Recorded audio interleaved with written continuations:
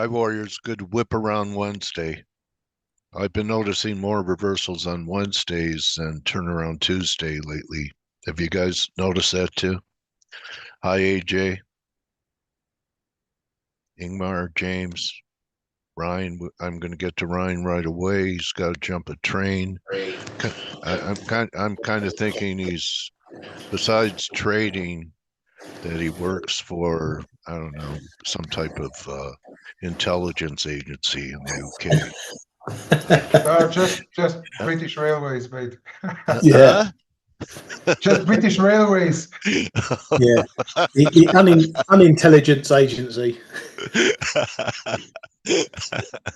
All right. I saw this yesterday.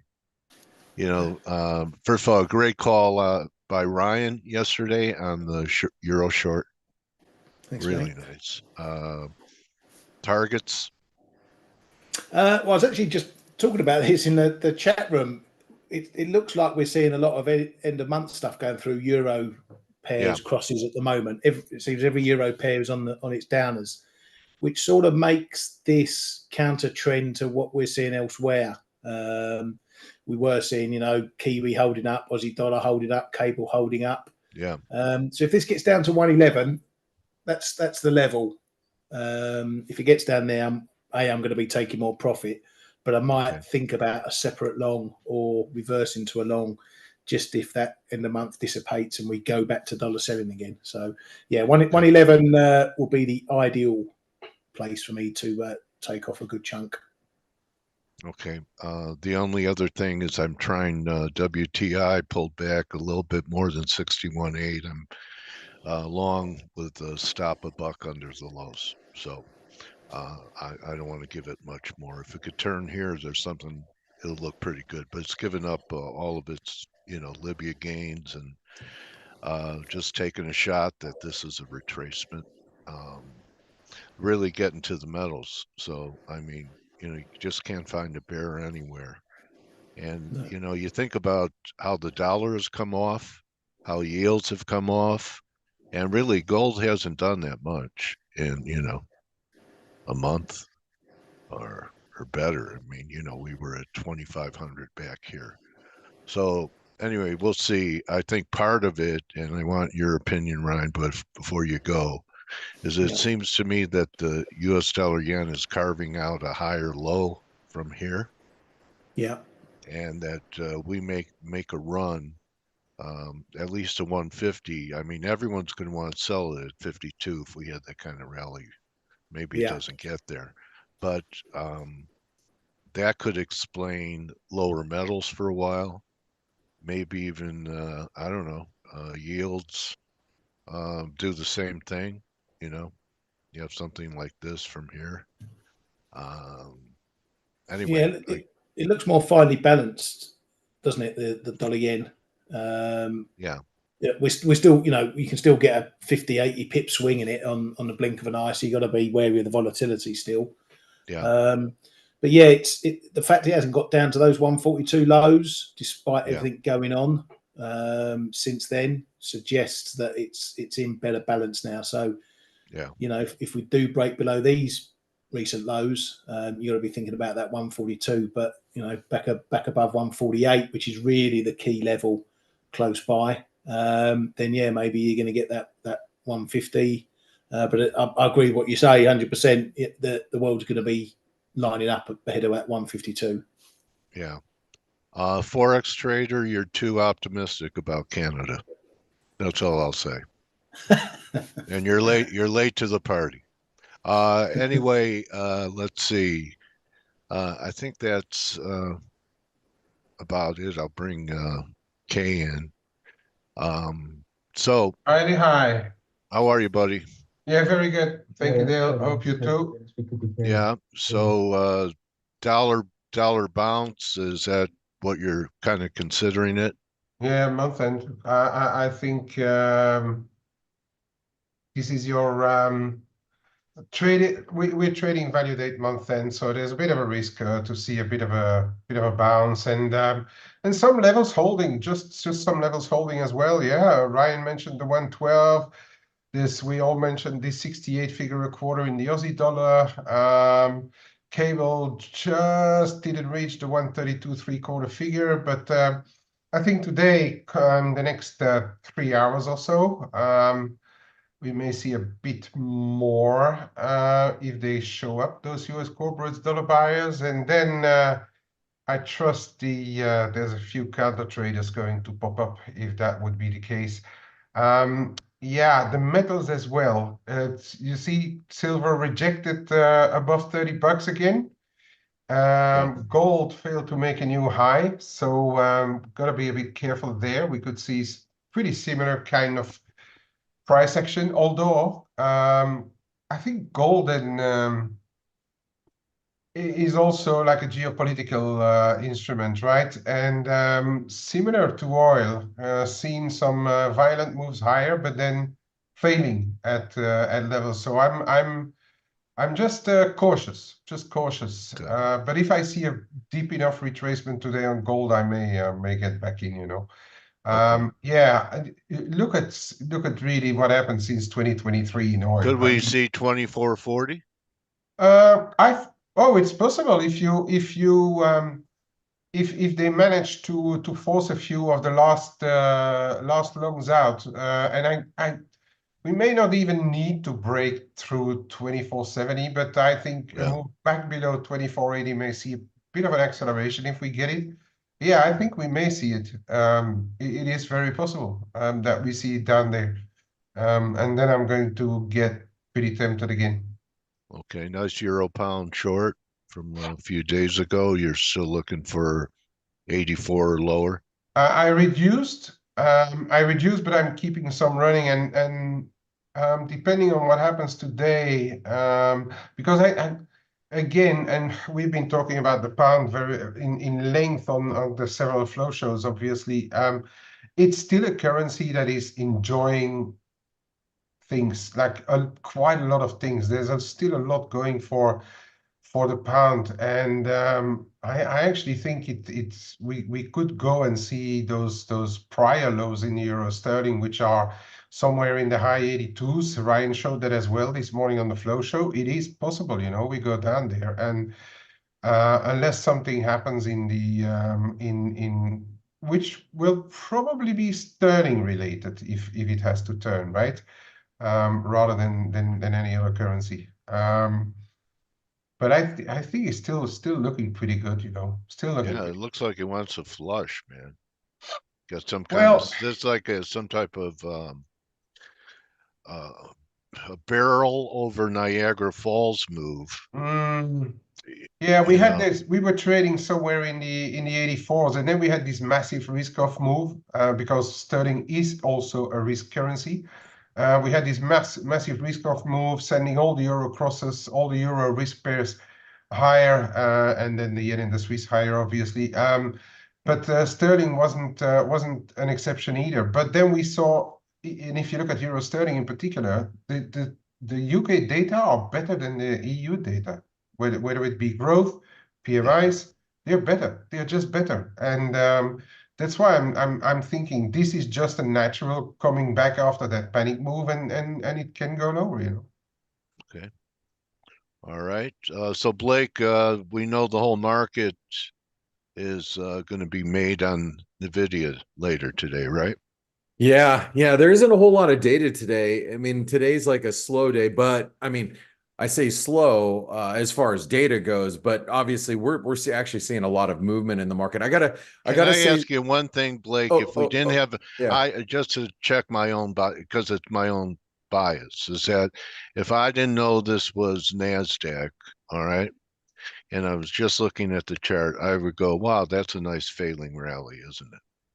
Could or yeah, I mean, you would be thinking, you would be thinking, hey, I mean, but it's so hard to think that is going to work in this environment. You know what I mean?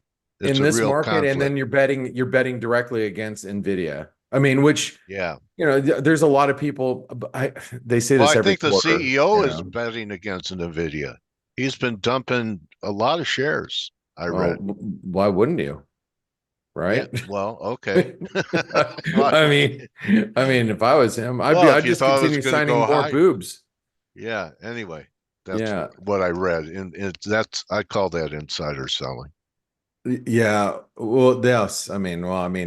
He's selling. I mean, it makes sense. But yeah, you could say the same Anyway, thing it'll about probably Jeff be a Bezos bull. the whole way up too, right? It'll probably end up being just a bull flag, and then it goes. I don't know. I mean, we're in a bull market until proven otherwise. The markets are very, very, very resilient. I mean, but hey, maybe this is it. Maybe this is the catalyst. But people have been saying that for a while.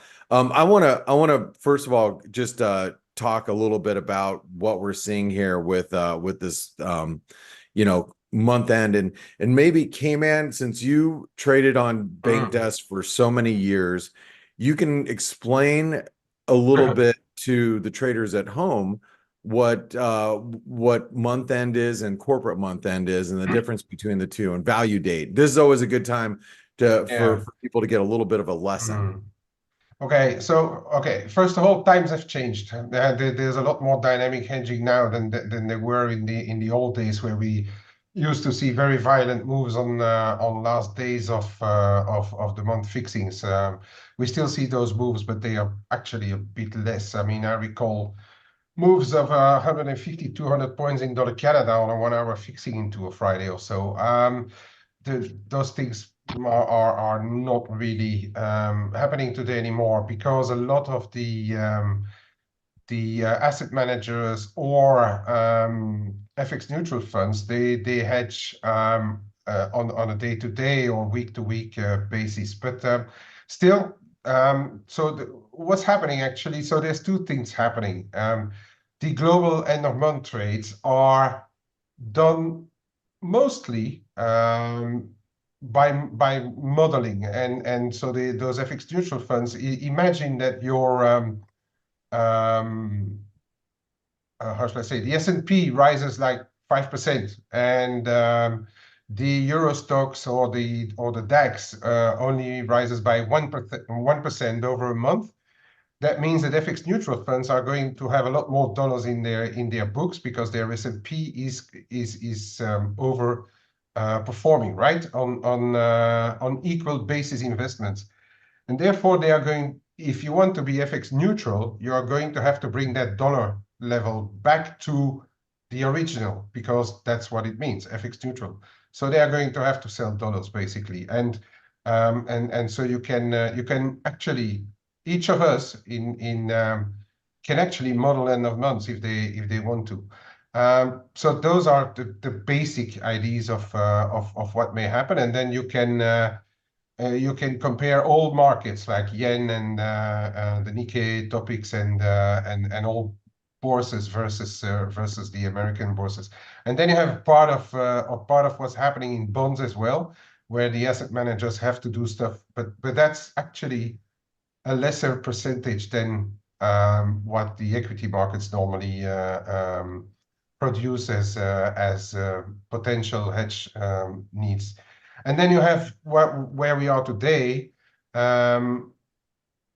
certain months, and sometimes when there's quite high volatility, those bonds can be much more active. You have the US corporates needing to do a bit of dollar buying because of the exporters are repatriating a bit of dollar funds into the books. Then that's what we tend to see on value dates. And then in between, as we have seen this morning as well, you have, of course, European asset managers, and they have to trade themselves their other currencies, right? Like Euro, call it EURUSD, Euro Kiwi, Euro Sterling.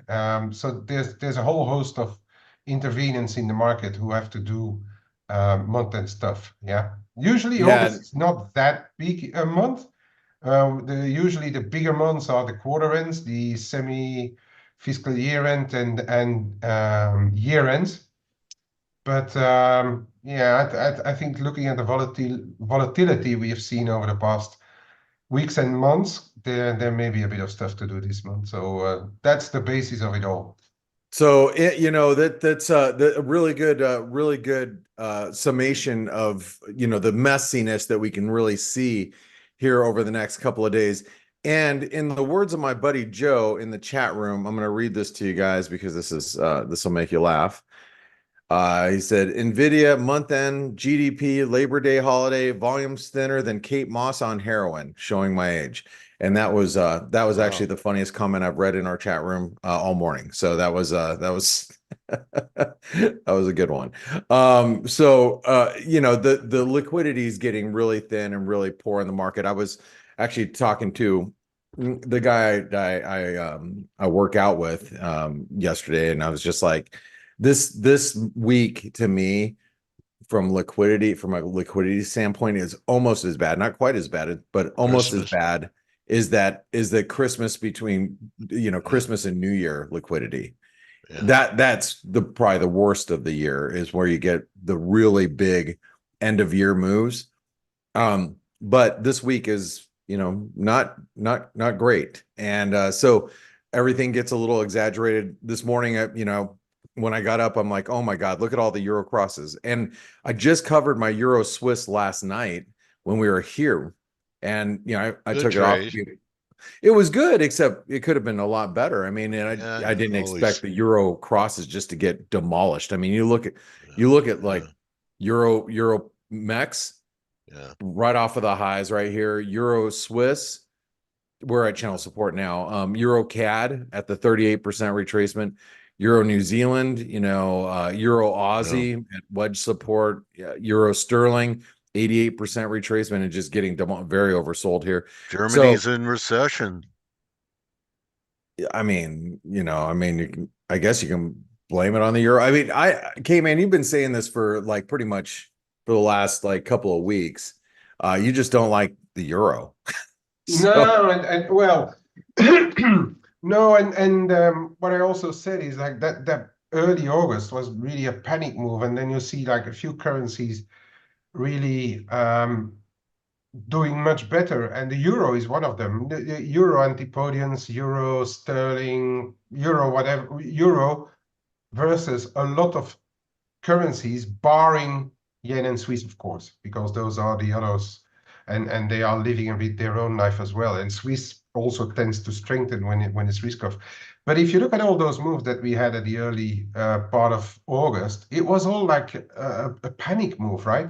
And now the real value comes back, meaning you're back at end of July euro sterling levels. You're back at, are we end of July or even before levels in stuff like Euro Aussie or Euro Kiwi. Actually, Euro Aussie is still trading a little bit higher than we were end of July. But basically, it's all those panic moves undone because risk is coming back, because equity markets are going back higher, because there's still liquidity in the system and data. And then the data in Euroland, I mean, if you want to be happy with a 0% growth GDP in Germany, well, I mean, good luck, I have to say one thing about this is that on that panic day, the euro was impressive.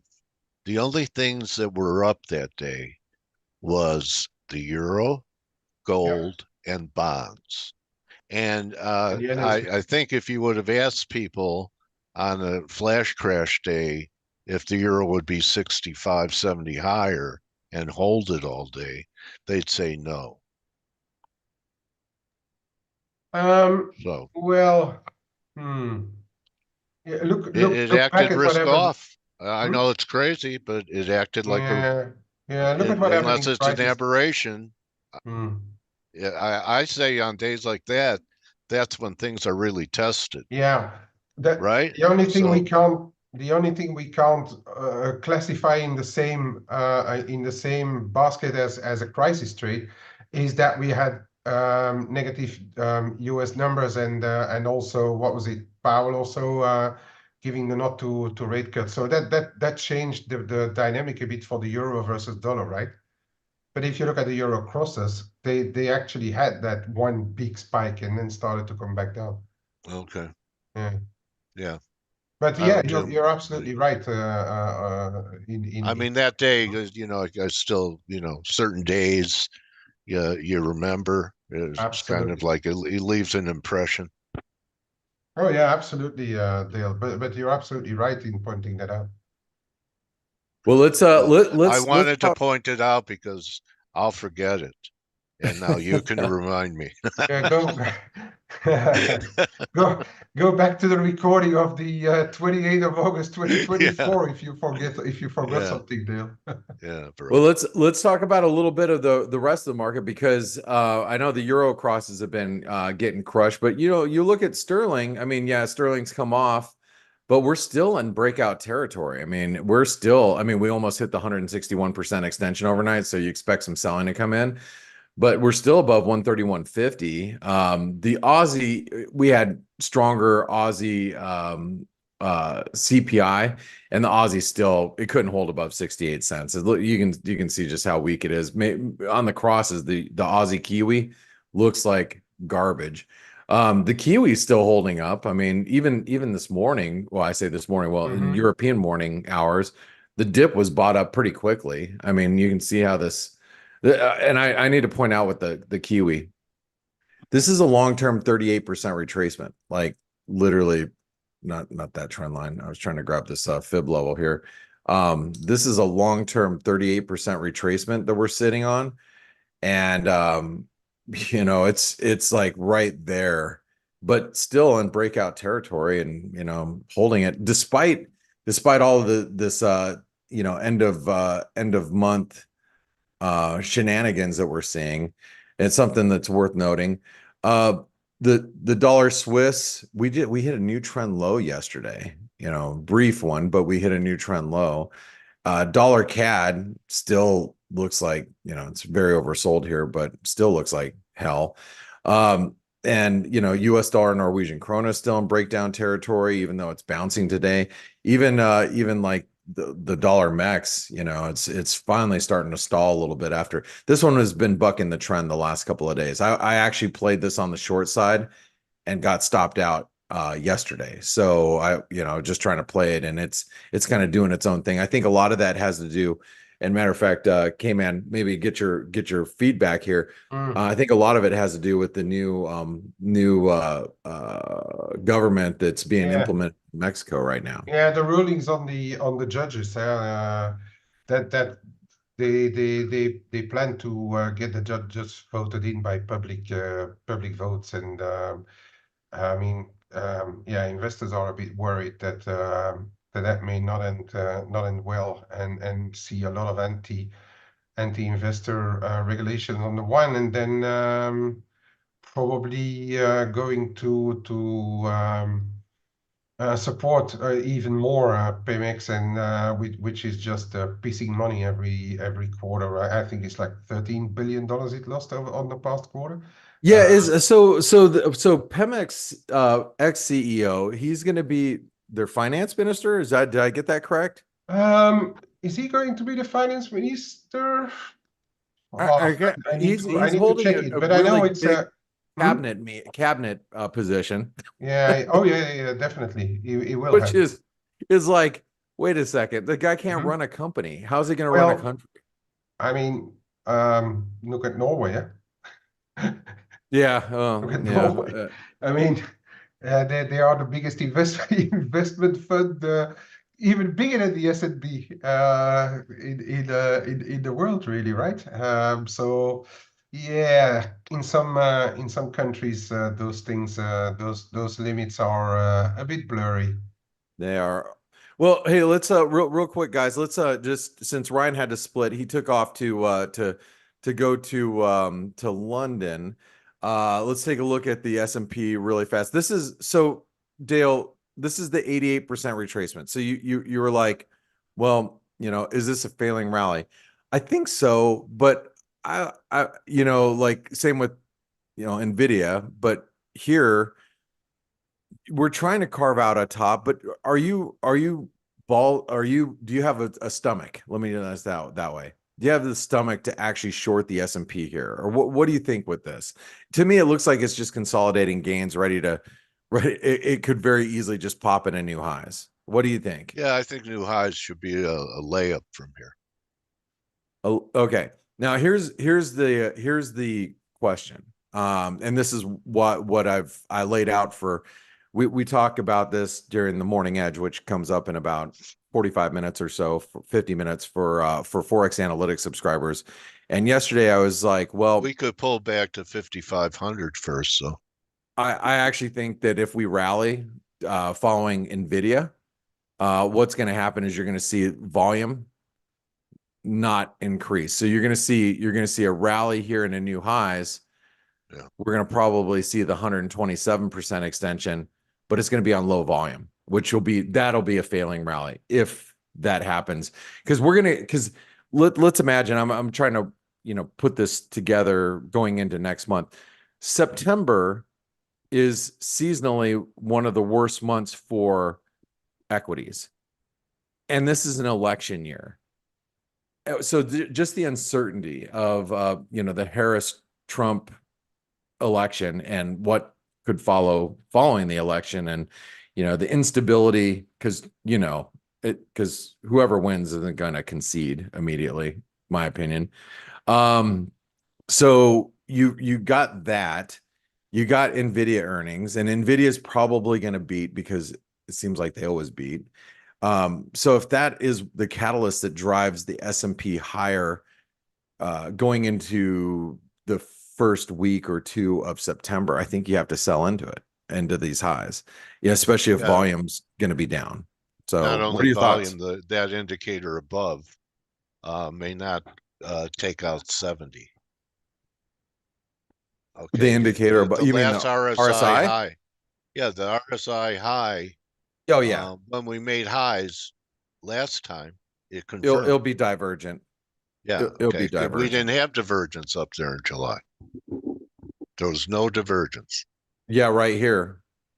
It was confirmed. Yeah, so this one based on could the be. real simple implicator, that implies that was a high, not the high. You rarely get important highs without momentum shifts, and that's what the RSI tells you.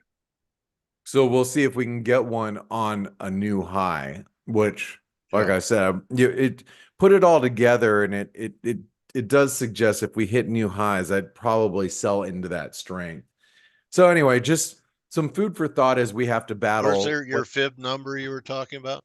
5,800 is like 5850, 5820. 5850. Yeah. Okay. I mean, that is the 127% extension. You can see it right here. I know guys looking for 1.618 up there too. Yeah, I mean, we're at the 161% extension long term right now. That's what's kind of capped us over the last couple of months. But any break higher, I think, takes us up there. But we'll see. I guess today's going to be pretty important today after the close. So before we go, and you know what, Blake, today is critical. I think so. It's always critical, right? That's what I meant. Another critical day. It's always critical. So, K-Man, what are you looking at today navigating through this corporate month-end flows? Yeah, I'm watching the game. I've been trading small, but just like a bit of jobbing around. Yeah, and I'm looking to see if we get like a deep enough setback into 4 p.m. London time on the cable, for instance. Perhaps a bit of a setback in Kiwi or so, or even a euro dollar perhaps. On if I get 1.1075 or so into 4 p.m. That will be it, because the models are still calling for quite a bit of dollar selling into month end, and we have to also look at what's happened until now, and that is a dollar being on the defensive, right? So I guess that for the next 48 hours, once the 4 p.m. today is over, we could see a little bit of continuation back to that side. Yeah. So just to reiterate what K-Man's saying, this corporate month end dollar buying, after the next 2.5 hours, we are expected, based on, bank estimates, we are expected to see some dollar selling going into the next couple of days. So, whatever dollar buying you've seen here, it's going to be interesting to see if it gets unwound going into Friday. So, and then you look at some of these currencies that have done really well, like, the Kiwi's barely had a pullback. I mean, does that elicit a brand new high in the Kiwi? Or, Sterling's had pretty minor pullback considering what we've seen, Yeah. in recent weeks. Could that I just got, allow for a fresh high there? So, yeah, got to know as well the and I let everybody dig into that who wants to, but got to also look at who are the biggest trading partners for US corporates, and it might not be New Zealand, for instance, right? The volumes may be a lot lighter in there, so perhaps the setbacks a bit lighter too. But if you look at the euro or sterling, for instance, those are very big trading partners. yeah. Yes, All right. Carly Well, is here. Carly is here, and just as Forex Gal asks, is there news today? No, there's no real news. It's just we got some crude oil inventories a little bit later, and we do have a 7-year auction. Is it a 5-year today or a 5. 5-year Carly today? Garner on Faces News, Forex Gal. That's right. There we go. Carly Garner is news on Face. So I'm going to pass it over to you. Good luck, everybody. Good luck, everybody, for Wednesday trade, and especially those of you that are trading around Nvidia later today, because that is going to be on everybody's mind going into this afternoon. Oh, let's have an earnings party. Woohoo! You got to Earn, know you throw the when party. to hold them. What? You earn, you throw the party, and we'll You'll enjoy just show up? it. All right. I do like to lay out a bowl of sausages for my guests. Do you guys know what sausages are? I do know what a sausage is. It's almost as bad as spam. Have a great interview, Dale. It's a dog treat.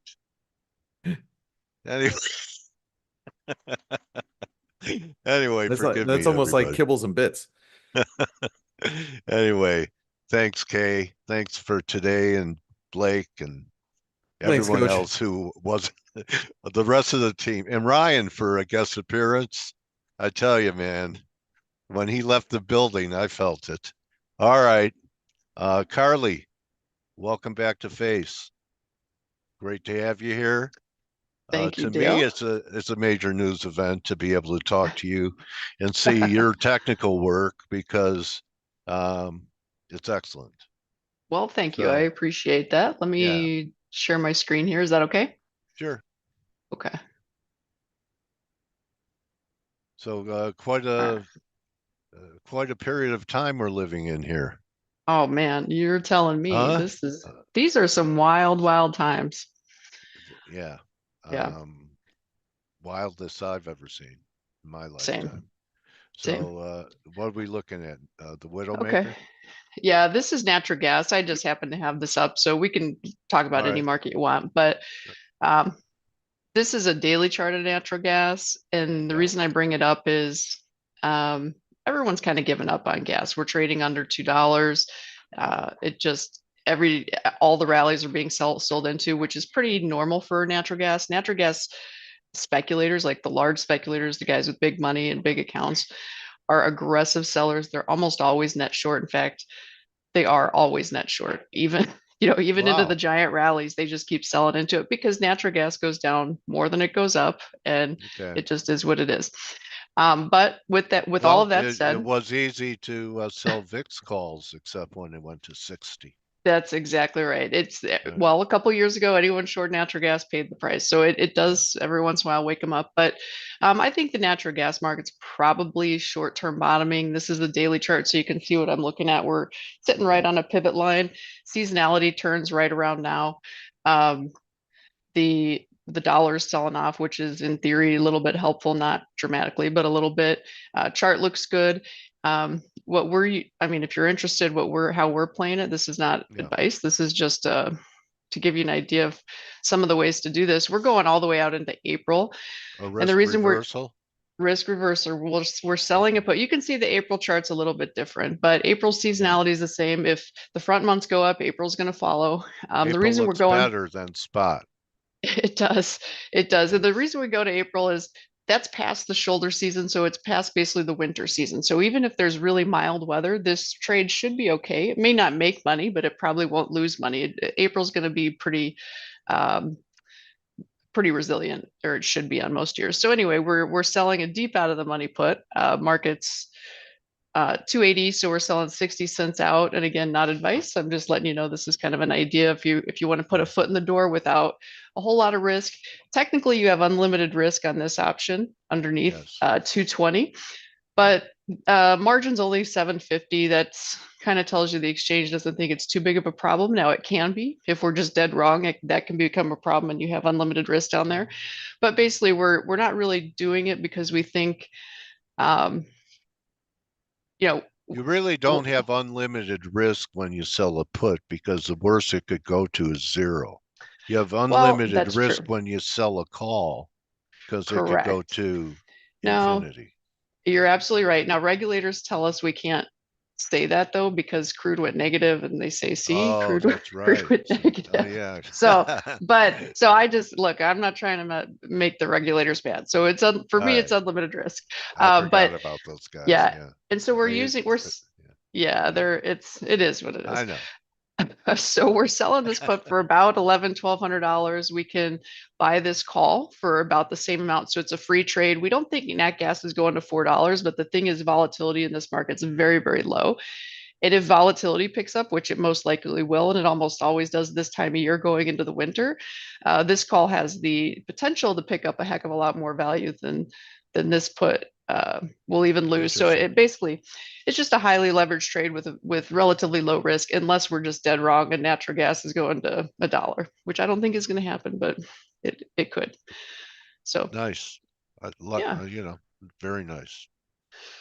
All right. Any other market you want to talk about? Well, where are you at on gold? Okay, that's a good one. All right. Hopefully we can. There's a lot going on this chart. This is a monthly chart. Yeah. And we've been talking about 2,600, 2,650 for a long time in gold. It's finally getting pretty close now. I'm not going to say I'm bearish gold yet, but I think like the window of opportunity is kind of, basically, let's put it this way. We've been playing the upside for quite a while. Move you're looking for is done. Right? Correct. So so we've really kind of pulled back in gold. We're not telling our clients really not to be too aggressive up here, because they're trying to, in our view, and we could be wrong, maybe gold's going to 3,000. I don't, who knows? But in our view, to make it another $100 in gold, you're risking probably several hundred. And so the risk reward for us just isn't there to try to be aggressive in gold. But we probably do go a little higher. We probably do test this trend line, and knowing gold, maybe we punch up a little above it. But if you're a bull, you probably want to, lock in some gains. Don't be greedy. Gold is a really awful market. Like, hopes and dreams go to die in gold. They just do. I mean, remember, these people thought 1,800 gold was just the beginning of the rally, and we were going to go up to 2,000-3,000. Well, they waited a decade to get their money back if they sat tight. So okay. Point taken. What else do you have conviction about? Are you kind of in the position here, Carly, and it's understandable, where you don't want to do a lot in this environment? For example, I've been bearish a dollar for a while.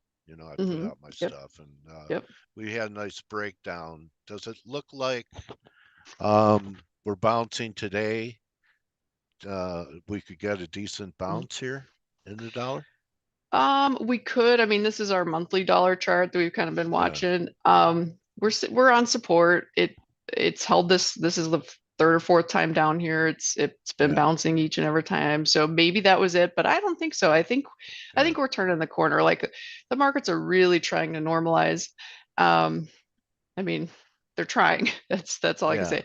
Well, so wouldn't that be a major breakdown under par? It would. That's a big formation. Correct. Yeah. So I think if we can get below 100, I think 92 is pretty easily, and probably even the high 80s. And in my eyes, that's a sign of normalization, like getting back to business as usual instead of all the chaos that we saw post-COVID. Okay. I bought some Tecurium wheat Oh, ETFs yesterday. I was wondering, I mean, the grains are one of the few commodity markets that have not participated in the recent run. right. That looks kind of ugly down there. Right. So but I'm with you. I think the grains are in the process of bottoming. If we haven't seen the lows are probably pretty near. Actually, I wrote a newsletter for our clients. I can post it on socials after this just so people can see it. Okay, that'd be great. It's pretty simple. The basic idea is seasonality in grains. Like normally, we're talking about harvest lows. Harvest is for soybeans and corn anyway is in October. Usually in the big picture over the last 30 years, that's generally when you see a market low. But if you look at data over the last 5 years, the grains have been bottoming in late August, early September. So I think seasonality is starting to turn favorable.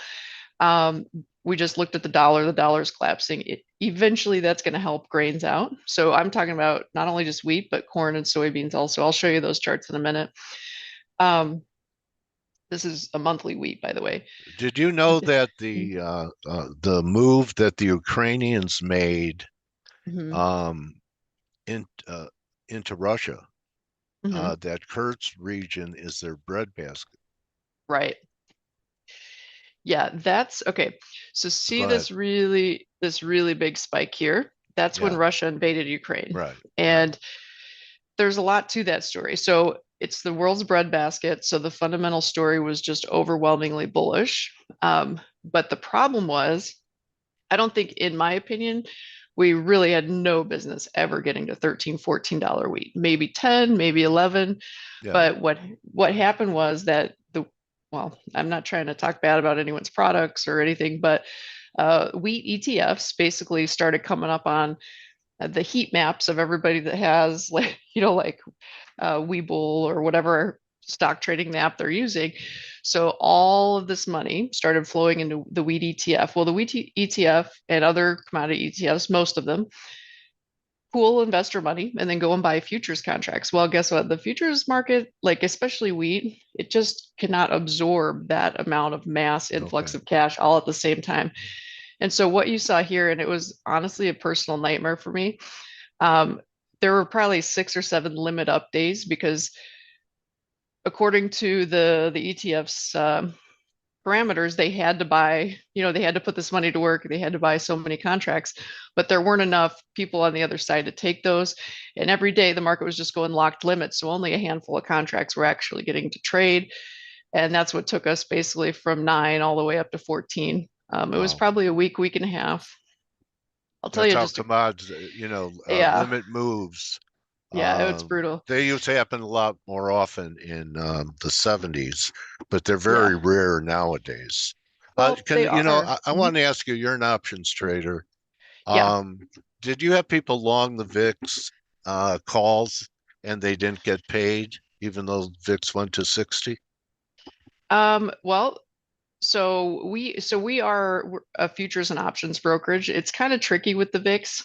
VIX options are actually a stock product. So we actually don't have access to it on our systems. I mean, I could personally, if I went and if I had a stock account somewhere else, I could, but our brokerage doesn't. But we did have a lot of clients positioned on the downside in the S&P. I'm not saying we're perfect. We were early and it took a while for it to work out, but it did work out. But I will tell you the S&P options, the E-mini S&P options, I'm talking about options on futures, they were pretty orderly, to be honest, considering the chaos. I'll tell you one story. I had one guy that emailed me on the Thursday before all heck broke loose, and he asked about September 4800 put, and I gave him a quote. I said it's about 500. At that point, it was way out of the money. It seemed kind of like a pipe dream. Right. And he emailed me back on Monday, and this is like Monday after the S&P had just melted down for 2.5 days, and was like, "Yeah, I'd like to buy that put now." I'm like, "Well, It was 500 on Thursday. Today it's 9,500. And it was the bid ask actually wasn't that blown up. That was a legitimate valid price. So Because the VIX things got options crazy. didn't trade. Well, I've seen Did you that hear about happen. that? Yeah, I did not hear that. No, was it just nobody to take the other side or? Yeah. Yeah, I believe it. As a So they got broker, bailed. yeah, All the shorts got bailed because they wouldn't yeah, make a market. they got lucky. Well, and I don't that's, know. yeah, and it It's happened so fast. crooked. They got lucky. Yeah, they got lucky for sure. I don't Anyone know. that's It's on the just wrong side, it's dysfunctional. Yeah. it is You dysfunctional. Yeah. could be right and not make money, right big and not make Well, money. I can fully appreciate that point of view, but as a broker, I understand the other side of it as well. Like as a futures broker, we're not dealing out of our book. Like when someone buys or sells a futures contract or an option, it's executed directly on the CME exchange. We're just giving them the technology and the means to gain access to that market, but we're not taking the other side. So it's other markets, it's not like that. And the VIX is a stock product, so it's not like that. It's a little different. But on our end of things, there is, you can't force like market makers when markets are quiet. It's easy for them to accept the risk and do what they need to do. But when markets get really volatile, I mean, these people, a lot of them are trading with their own money or with their firm's money. Yeah. And, if you can't force someone to take the other side of the trade. If it doesn't make sense, it doesn't make sense. So I can appreciate why they wouldn't want to touch it. But, we're guaranteed access to the markets. We're not guaranteed prices or bills. And when you trade illiquid markets, less liquid than the standard markets, those things happen. I haven't had an experience in cocoa a few months ago when cocoa was wildly shooting higher. We didn't know when it was going to top out or what was going to happen, but we advised our clients to buy put options with like 6 months to expiration, knowing that at some point, eventually, gravity is going to take hold. And we bought the options for 5 or 6, 700, something like that. And at one point they were worth a couple of $1,000s, maybe even 3,000 intraday, but nobody would take the other side of the trade. So we had the exact same experience. Like the exchange would settle them at a certain price every night, but it was like a facade. Like nobody could actually trade them at that price. So I feel their pain. It's no fun for sure. I mean, didn't happen in the old days. Yeah, I think, electronic markets have advantages and disadvantages. In the old days, you could always find a market maker to do it, but the price was probably, you probably didn't want to hear about the price. Yeah. So I don't know. It's good or bad. You have a view on oil? I do. I know you had a view on natural gas. Oil look better? Let me pull up oil. Before I do that, though, I'm just going to show you the other grains real quick. I'm not going to really talk about them. I know we've got a time pressure. This is wheat. You mentioned wheat. You can see we're a 10-year trend line right here. Corn and beans are the same thing. This is a 20-year trend line in soybeans. Wow. Yeah. So, I mean, it's pretty compelling. Now, of course, we can break down but sentiment is so low. Seasonalities are so supportive. I think we're really close to a turning point in beans, corn, and wheat. Same thing with corn. Here's the 20-year trend line, which is a little bit lower than we are, maybe 20, 30 cents. But in the big picture, this is probably time to start playing the upside. Okay. All right, let's look at crude oil. Crude oil has done nothing for a year. I've been accused of being a perma bull or an uber bull. I'm not. The only thing I'm going off of is it hasn't broken this trend line that dates back 10 years. It broke in COVID, but that doesn't count in my opinion. That was just crazy. As long as it holds this trend line, which right now it's actually, this says 68, but it's actually a little higher now. It's like the low 70s. As long as it holds that, it doesn't make any sense to be overly bearish. Once it breaks that, then all bets are off. And, there could be some pretty good downside potential. But as long as that holds, I'd say eventually the next move is going to be higher. And seasonality, we still have another month and a half of seasonality that's favorable to the bulls. Again, we're talking about the dollar collapsed. It's interesting, crude oil and the dollar have been positively correlated recently, like last year or so, maybe even a little more than that, which is opposite of the historic norm. Historically, they're negatively correlated. As the dollar goes up, crude goes down, and vice versa. That's normal, but we're in an abnormal time period in the markets, so they've been moving together, which is super, super odd. But I think the theme is going towards normalization, and we'll get back to a place where the lower dollar will help out crude. And I think that's generally the mindset going forward, at least for us. Okay, if we get through that 82 level, I come up with your 113 when you have Okay. 115 as a 1/3 Okay. 2011 high. So Yeah. this was edifying to me, and it could Yeah. always overshoot and try to Sure. take out that high.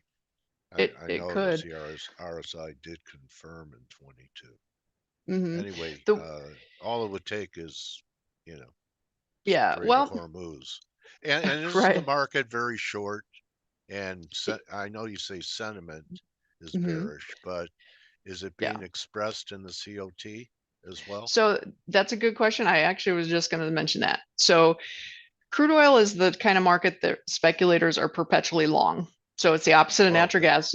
Oil All right. specs are always long, but right now they're less long than they generally normally are. So they're only Okay. holding about 300,000 net long contracts when the all-time high is like 750,000 contracts. So you can see where they're really, really Yeah. light, which tells me and I see this in the sentiment polls, and I see this when I'm chatting with people and on social media. Everybody's given up on oil. They've basically said, forget it, I'm going to go trade something else. And that's exactly when markets tend to make a move. We saw this Yeah. in gold, Yeah. a year ago. It went sideways forever. Everyone decided, you know what, I'm going to do They something get else. And then bored. yeah, Yeah. that's what it breaks out. So I think we're pretty close to that situation in oil where everyone's given up. And the last thing I'll say is volatility in oil, implied volatility in the options is near an all-time low. It's not at the all-time low, but it's very, very, very low, meaning the market's just been super quiet. Speculators have given up on buying options. Usually when you see that big of a lull in the implied volatility, it's like a precursor to something crazy happening. So Like the we've only seen VIX. exactly. It's kind of Yeah. like it's exactly like the VIX. Okay. We've seen the oil market this quiet a few other times. One was right here, right before the fracking crash. Another was right here before the 2020 COVID meltdown. And you could argue volatility was similarly as low right here. I mean, it was a little higher, but when you get these lulls in price like this, it's usually an accident waiting to happen. So Okay. we think that's probably the case. Okay. So, Carly, your work is excellent, and a lot of people don't have experience with option strategies and executions. Why don't you let people know how they could Mhm. reach you? And Okay. um, you can only take clients from the U.S. That's No, correct? no, No? actually, we take clients from everywhere. We have Oh, clients all okay. over the world. All right. The Cool. only place we can't accept, well, there's a couple like terrorist Russia? nations we can't. Actually, we've accepted some Russian clients. I don't know. It's been a year or two, so I'm not sure how that would work now, but Yeah. we've been able to. Like terror list countries we can't, and Yeah. Canada, which shocks people. We can't accept clients from Canada because Canadians have really strict anti-competition rules. Oh, So it's really okay. weird. But anyway, You DeCarly, know what you ought yeah, to tell them? what's That that? you have no competition. Right. Right. Go Maybe ahead. I'll do that. Maybe I'll do that. You can reach us at decarleytrading.com. It's DECARLEY trading.com. On our website, you can sign up for a free trial of newsletters. You can read all kinds of information on just the basics of options and futures trading. So there's a lot of educational material there. And if you decide you like what you see, hopefully, and you want to trade futures and options, hopefully you choose us. You can also find us on social media at Carly Garner on X. Okay. Carly's a pro. Thank you. Okay, so check her out. And maybe you don't trade grains. Yeah. Maybe she has a strategy that you would like. So, Carly, thank you so much again. Thank you. Once again, some great looks. I learned a few things today, like I usually do, and appreciate your giving spirit to come in here and share your hard work. Absolutely. Thank you for having me. All right, Carly Gardner, everyone. And you could find her on X at her name and go to her website, decarlytrading.com. And that's a wrap. Everyone, thank you. People are thanking you, Carly. And we'll see everyone tomorrow. Enjoy Whip Around Wednesday. And I'll see everyone for what rhymes with Thursday? Thoughtful Thursday. We'll have a thoughtful Thursday tomorrow. Okay. So don't just count your pips, count your blessings. Adios, everyone.